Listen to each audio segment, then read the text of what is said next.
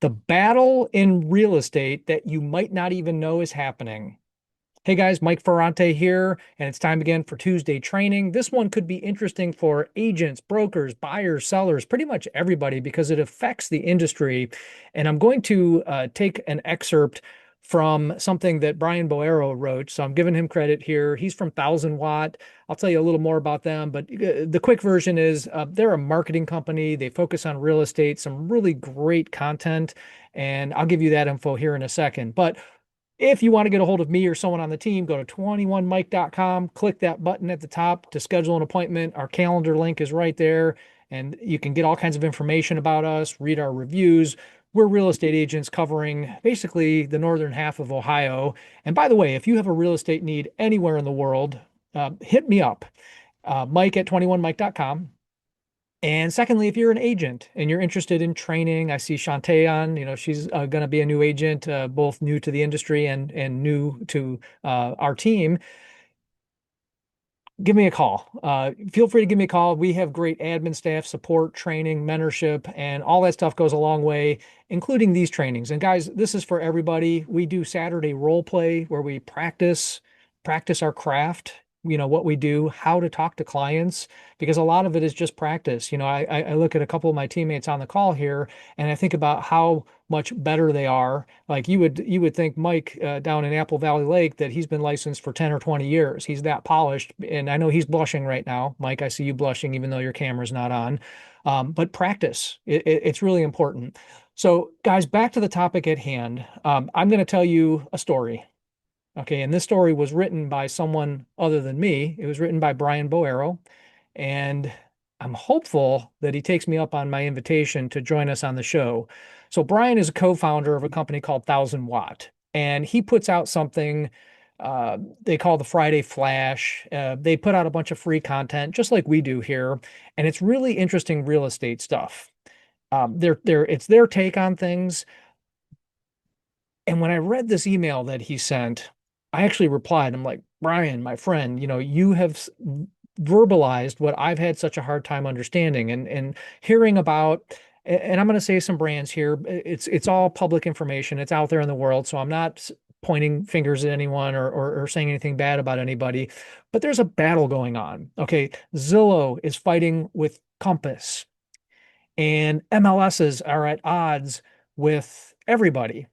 Who's restricting listings on different portals. You had the whole thing in Chicago where the MLS there said, well, we're not going to syndicate to Zillow. And then you have other areas where Zillow is saying, well, then we're not going to show your listings. Okay. And it's all this big battle. And I've been struggling to wrap my mind around it. And I keep feeling like, you know, should I care about this? And if so, which side should I take? And as I read comments in social media threads, I'm seeing a lot of anti-Zillow. I'm seeing some anti-Compass. I'm seeing a lot of, our NAR, our Ohio or our state associations and local associations and our MLSs, critiques of them, criticisms of them saying, what's the value? We pay them all this money and do they really have our back? So everybody seems to be mad at everybody. And that's why I'm calling it the battle that no one knows is going on. What side are you on? Well, the reality is that there's one side that no one is taking, and that's the email here from Brian. So let me just read this real quick. And by all means, subscribe to their stuff. I don't get compensation for this. I really love reading their stories and the content that they put out. And certainly they're good at what they do. So if you want to hire them, you should do it. And again, don't say Mike sent you because they don't know who I am. But here's Brian's story. Okay. So imagine this. You're 30. You and your partner are looking to buy a house. It's hard. You're going to need to stretch big time, but you want this. You've worked hard for it since leaving school, hustling, saving, and watching home prices spiral upward. This is a dream you will not let die. You vetted several agents. You chose one who showed you that they were prepared to help you achieve your goal. You trust this person. You're going down rabbit holes a lot these days. You come up on a fight going on inside the real estate industry about home listings. One side in this fight says Zillow, which you've been glued to for months, is a bully that unfairly uses homes listed by real estate agents to make money from them. for them from real estate agents.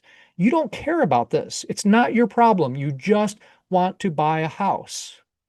The other side of this fight compares marketing homes to marketing designer handbags, Ferraris, or other luxury goods. This side says it's okay if you have to look in a bunch of different places to find homes because you seem to be good with subscribing to several different streaming services in order to entertain yourself.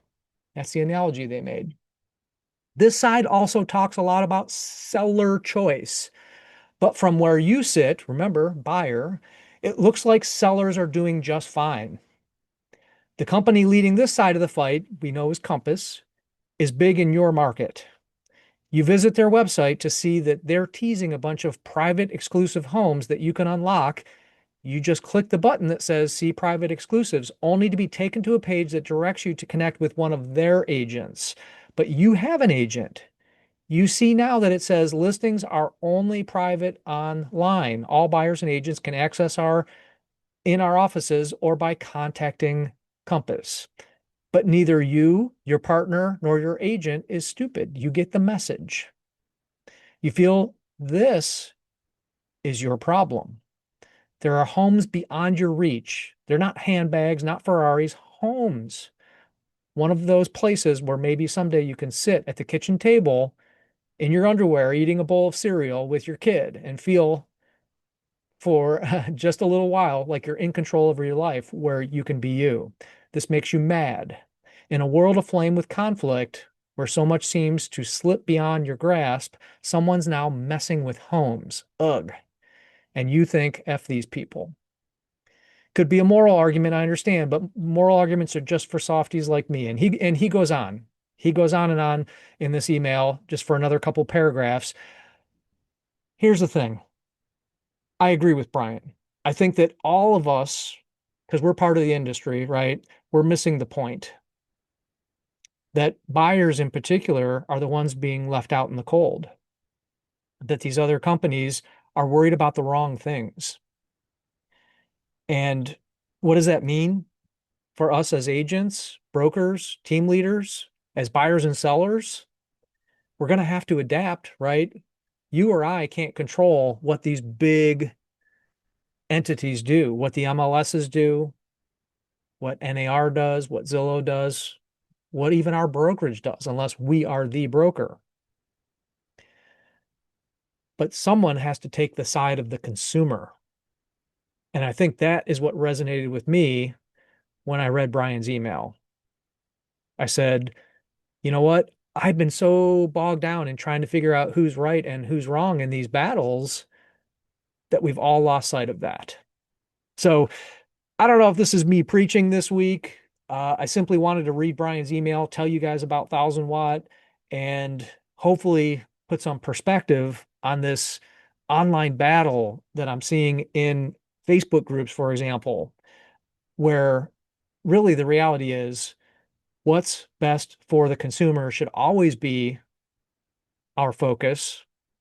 And what are you going to do about it on a micro level? So, on that note, I'm going to just mention a few things that we're doing. I've always been a big believer in education. So a lot of people are saying, hey, why should I care about this thing that's going on? The reason that you should care, and I was talking to an agent yesterday who said, I didn't know that when I told him that uh, a brokerage called Epic had been acquired by Bed Bath and Beyond. And I was kind of shocked. This agent was a pretty high producer, has a team. And, I think why we need to know these things is that we are the educators. We have to educate our clients, buyers and sellers, what's going on. And if we don't do it, who will? So I'll give you a couple examples of what I do to educate. So let's talk about buyers first. We're going to have to educate buyers about this fragmentation in where listings are found. Kind of like the analogy they made to subscribing to several different streaming services to find all the homes for sale. Are you okay having Netflix and Prime and Hulu and Disney. Maybe you have to be. Maybe we're going to have to look in a bunch of different places, but we need to know that.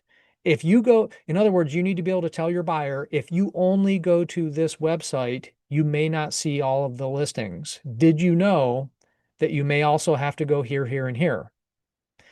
Now, in my market, Northeast Ohio, I don't think Compass has a footprint here. Okay. And so I don't know that anyone has to go to a particular website to see listings, except for one of our other chief competitors, whose name I won't say.